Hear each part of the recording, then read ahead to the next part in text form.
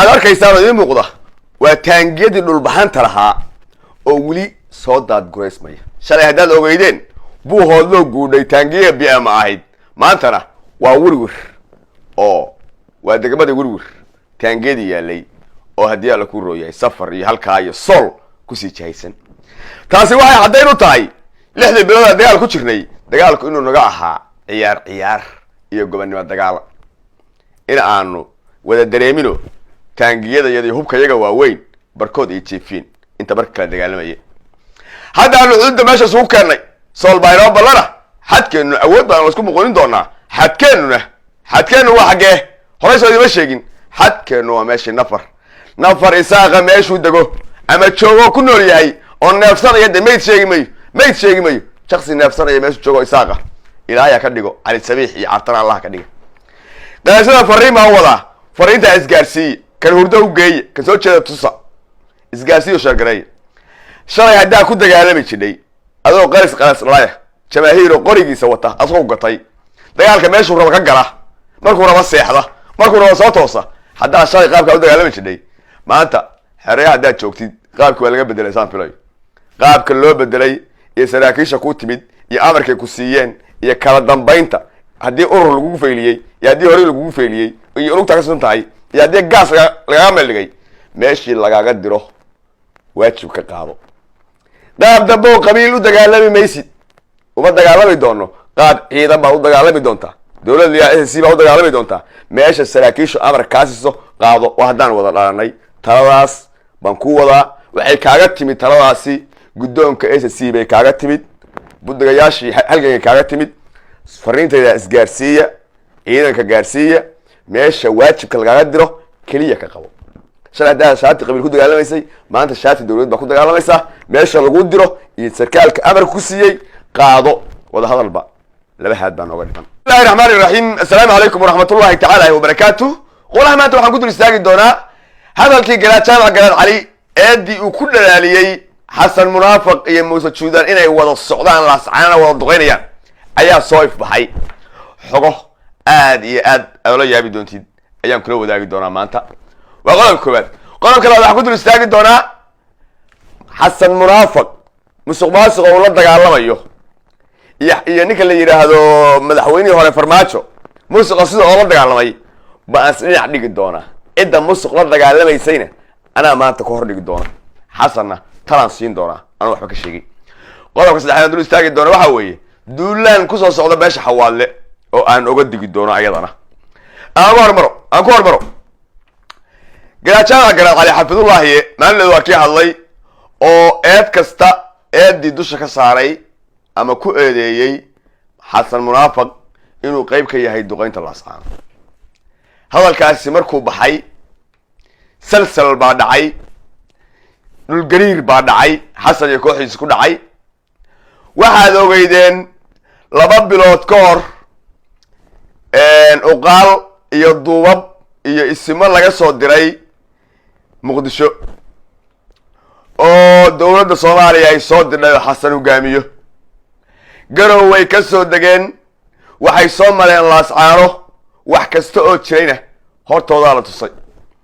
reer laascaano iyo wax garadkii iyo garaajada garaacada ugu horeeyana waxay ku dhaheen waa idin gardiibanaynaa waana aragtaa sida wax yihiin haddee ciidankan la ka dulqaadan rabnaa nabadna dad diiday ma nihin kuwa kalena soo arka dhankii kalena soo arkayna way dheheen hargeysay tageen 2 bilood waa 60 habeen iyo 60 maalmood hargeysay fadhiyeen iyo odayaashii meel ay ka baxeen jaani cirib dhigeen lama arag habeen saddexaad waa kii garaajada garaad cali oo xogta xoogaal de wax kasta u ah waa tii uu qayb ka mid ah xogta noo iftiimiyay sheegayna dawladda federaalku inay hoosta ka riixayso ama taageerayso muuse juudan xasan waxa uu markiiba telefoon ku giraangiriyay madaxweynihiisa ninkii asaga xukumay waa ninkii loo jiray Ismaaciil Umar Geele waxa uu Ismaaciil waa la fahmay shaxdii aad dhigtay ee aan wada dhignay saddexda iyadoo aniga iyo adiga Muuse ee ahayd odayaashu markay meesha tagaan inay meeshooda fadhiyaan muddo muusana dadaal xoog la sameeyo sidoo laascaana ku qabsan lahaa mar kale oo ayadoo wada hadal ku socdo oo laascaana qabto annaguna beesha caalamka waxaan u sheegaynaa in wada hadal socdo uqaashayadii hawiyana ay hargeysa joogto wada hadalladan ay socdaan wada hadalladaasi waxa ay inta wada hadalku socdo waxa ay kaalmaynaysaa muuse oo cunaqabatayn hadday noqoto iyo beesha caalamka ka hor istaagaysaa waxaa la leeyahay wada hadal baa socda garaadjaanana muxuu noo sheegay warqad kasta oo beesha caalamku qodho cunaqabatayn kastoo la saaro in la saaro muxuu ahaa muuse juudaan iyo reerkiisa la saaro ama somaliland la saaro inay hor istaagaysay dowladda federaalka ee warqad qoraysay oo lahayd hawshii waa lagu jiraaye suga wada hadal baa socdee wada hadalka maxaa la yidhi odayaashana halkaa fadhiyo weyta ku jira baa la yidhi inta wada hadalku waa socdaa laleeyahay la mashquulinaya beesha caalamka odayaasha beesha caalamka lagu mashquulinaya sida beesha caalamka la siraya inta halkaa la fariisinayo ayaa muuse soo qabsanaya laascaano hadduu muuse qabsadona waaba lagu kala tegay huwanta iyo majeertaankuna meeshoodii bay aadayaan wixii warsangelina meeshoodii bay aadayaan oo hartiga meesheeda aadaysaa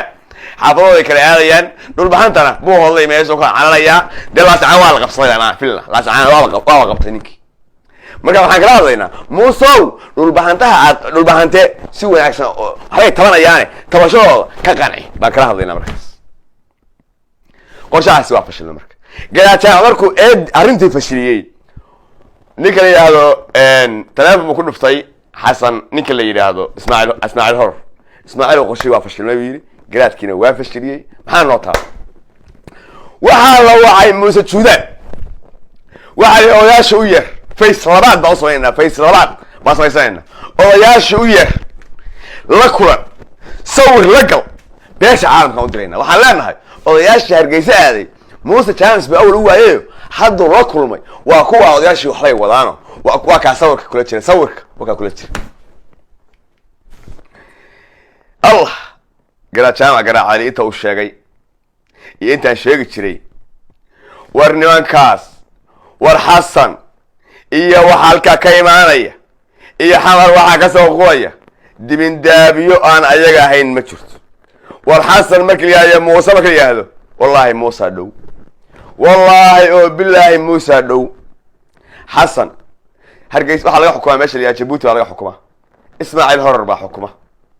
caqli iyo nasabad iyo dadnimo uu isku maamulo ama meel ku socdo male ninkii xasan doonaya barashadiisow maanta tafaasiisha waa iga haysaa garajaamacna waa kuu sheegay aniguna maanta waa kuu balbalaariyey qodobkaas halkaasaan kaga gudbayaa laakiin waxaa ilaahay mahadiisa inaanu nahay dad wax kasta fahansan siyaasadana aan loo dhigin irir samaale ama sheego ama urur samaale sheego ama sabool samaale sheego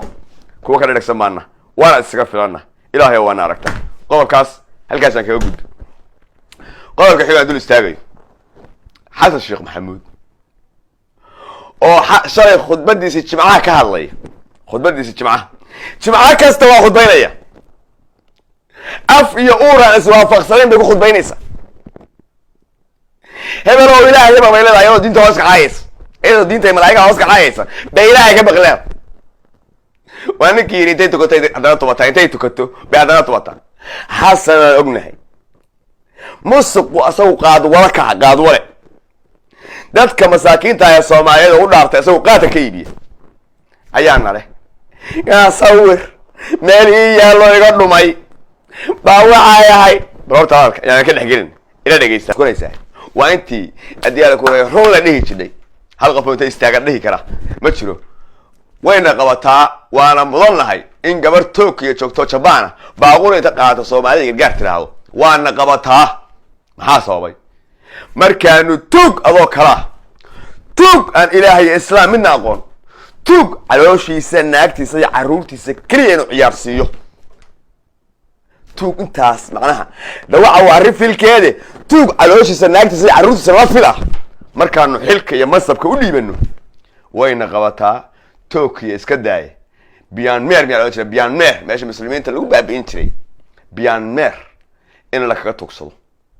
Myanmar iska daay Tokyo iyo Japan waa wadan qariye in la kaga tugsado hadii la ku rooyahay muxuu ahaa meesha maxay balada jiirka laga cuni jiray magaceeda ilaa Afrika ahay meelkaas Afrika yo jiir laga cunaa jira iyo Taiwan iyo adu waxaas in la kaga tuugsan qabata madaxweyne musuqa aad ka sheekeynaysid xaafadaadi buu harsaday ka bilow madaxweyne diyaaradda qaadka aduu ka deg kow diyaaradda qaadka ka deg oo madaxweyne sharaf leh gacmo nadiifa baa sidoo wax daahiriya gacan xaar leh xaar haddaan dhawo ku haysanaya ka war wejiga xaarka marin mayo madaxweyne gacan xaar leh waxma daahiriso gacantaaduna gacantii xaarka lahaydoo kala wey adigii baa qaad walaa madaxweyne waxaan wax yar ku dhagaysiinaya farmaajo markuu xukuumadda dhisay wasiirada qaabka ula macaamilay ila dhagayso waa kan waxa uu xisaabiyey waxa uu adiyaal ku reeyay bug yaqaan luqad hantida maanta uu leeyahay haysto mool iyo mool wuxuu haysto mood iyo nool wuxuu haysto qoray si hadduu wax siyaada ku arko uu dhunta u qabto ma samayn ka dhacdo ma samayn ka dhig sababtoo ah adiga su'aashu kugu soo laabanaysa aday waxay koonayaan madaxweyne inta madaxweyne ka hor noqon maxaa lahayd baa u dhahaya maxaa haystaa u dhahaya shacabka is weydiinay dadka is weydiinay wasiirada tuugada ragga wasiirada ka dhigtay waa raggii awada shaqaysan jidhe waa in maxalin fiqi bukhari waa tiimka wada shaqaysan jidhe ma dhihi kadid maxaa haystaan dhaarta waadu maxaa haystaa ku leeyahay madaxweyne adiga inta madaxweyne noqon ka hor islaantaadu gaari gacan bay waxay ku wareejinaysay shidaal ku wareejinaysay naagtiin maxay fiqi ku dhaanto xogaa ku lacag dhaamay waa islaantiisu wali gaari gacan ayadoo wata baan arag laakiin taadu lambaraan hore gaari gacan tanaga shidaal u saarnaay maanta maxay tahay milyaneer marka tirnaya haweenka milyaneerada Afrika bay kaanta lamsi kaanta saddexda gelis afraad naas gelis asaas ku soo laabanaysa marka madaxweyne gacan nadiif ah wax daarisa adigii baa gacanta futada kula jira adigii baa qaad walaa adigii baa naagtaadu afarta ku wata afarta luha macalaatu qaadaysa adigii baa soo dawaa shaqo tagta adigii baa gabadhaadii raggi hor ordaysa oo dawladda hor ordaysa oo wasiirka arrimaha dibadda ayuu adigii baa wiilkaagii halka ganacsadii hor jiray ganacsadii hor jiray wiilkaas oo dago ahayd baadiyaal ku royaysa qandaraasadii meel kasta maabsanay xididka markaad familkaaga dhalcisay baa xididka sodoga dumaashida mucayda haddii ala ku royahay macawga haddii ala ku royahay wiilkaas oo dago ahayd wixiiba dowladda hor ordaya meesha madidba kaar ay dhikaan waxa soo baxay waa la fiirinaya askari istaajiya si maxaa ahay ay dhikaan muxuu ahaa madaxweynaha sodogi siida sodohdi madaxweynaha siida baad ay dhikaan ka hor ila ka horeyso checkpoint kasta ay dhikaan waxa ku qoran naagta madaxweynaha baayiwa naagta madaxweynaha gabadha dhashay baa sii dhashay kaarar ay ku qoranta ay dhikaara magaala ku dhexmaray madaxweyne gacantii daahirayse futada faraha kala bax oo madaxweyne aduu diyaaradda qaata ka deg oo diyaaradaha shacabka ka deg oo ganacsiga xor ka dhig oo dhaqanka madaxweyne dhaqankaad ka baratay Ismaaciil Cumar Geelle naagtayda wiilkayga caruurtayda walaalkay walaashay dhig meel markaasaad musuq iyo dawladnimo iyo nimo ka hadli kartaa markaas ka hadli kartaa laakiin madaxweyne inta gabadhayda wiilkayga walaashay sodohday in adeertay gabadhayda wiilka qaba midka diyaar ku raaya shukaansada inta aad meesha la taagan tahay adigoo diyaaradda qaadka saaran tahay ha nagala sheekaysan musuqmaas ilaahay baan ku baryaynaa muslimka in ilaahay ka qabto ilaahay baan ku baryaynaa dalkan Soomaaliya inuu ka qabto ilaahay baan ku baryaynaa dalkan inuu badbaasho oo ku soo celiyo ama u keeno qof dalkan iyo dadkan iyo dhulkan ka naxayo qodobkaasna halkaasaan dhig qodobka ugu dambeeya aan ka hadlayo xawaalow dhageysta fariinta xawaalo gaarsii ama isgaarsii xawaalo ninkii loo jiray Cali Guudlaawe iyo Xasan Sheekh Maxamuud waa wada hadleen shir dheer baa la qaatay hore waxa uu yiri ninkii loo jiray Cali Guudlaawe madaxweyne Hirshabelle gacan kuma hayo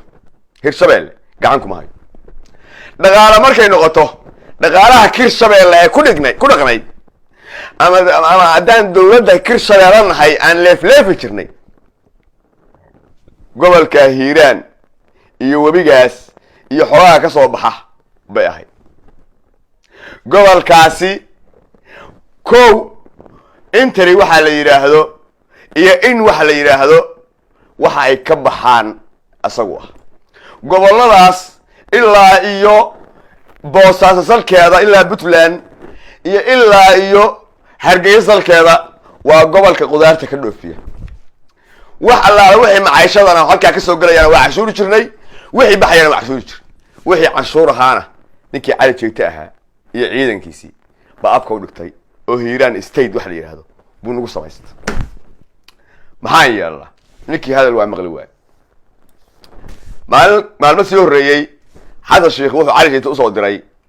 ninka wasiirka batroolka ah oo xawaadla cali jeegta wuxuu ku yiri wariga arigat shuru ku dhaal adoo abgaal hay soo wixii adoo xawaadla tarafiga soo wacdo ku yiri waana ku dabi ninkaasi wuxuu yiri ninka warka keeni waa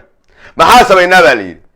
fayska labaad ee argagixisada dagaalka hadda sameynayna 1500 ilaa 2000 oo ciidana ku sii daabay gobolka Hiiraan si loo xasiliyo isbaarooyinka cali jeegta ku burburino cali jeegta oo soo qabano dagaalka nimankaasi una qabatay wax la yiraahdo baa ku soo rogmay nimankii abgaale meeshan haystay kirshabeelle haystay ee ah canshuurtiiba inay cali jeegta u xaroonayso Hiiraan state u haystay maalin kasta baabuur iyo ciidan u gadanayo halkaas ka dagaalamaya in ciidan meesha la geeyo ciidan dawladeed cali jeegta lagu weerarana bay hadda go'aansadeen meesha xawaadle wax badan oran mayo cali jeegto hadii la ku rooyahay xawaadla haystana u baqi mayo abgaal qoriyii caruurta ku iidi jirtay watana xawaadla cali jeegta soo qabanayna de wax cid ka dhigaysan ka dhamaa waan ogahay inay ku hungoobaya hadii hadda dagaal dhacana qori fiican laga furan mayo naftooda ma malgayaan qoriyii caruurta ku iidi jirtay laga furanayo oo al-shabaab ku hungoobay maalinka saxra abgaal leeyahay gaalmise waxay ugu tagaan bisoodii caruurta iyo qoriyii caruurta ku iidi jirtay gaas al-shabaab waa qoostay marka cali jeegta u baqi mayo xawaadlo laakiin ka digtoonaada fal kasta oo la farkinayo fil Soomaaliya laga farkinayo lagu dhabar jiilayo xawaadlo iyo cali jeegta inta ka digtoonaada una diyaar garooba dhul hays dhiganina u diyaar garooba ilaahay mooye aadana inay soo xaq qaadayn waan ogahay idin baqi mayo balse intaas diyaar garow u qaata hadalkayga wassalaamu calaykum waraxmatullaahi ta'ala wa barakaatuh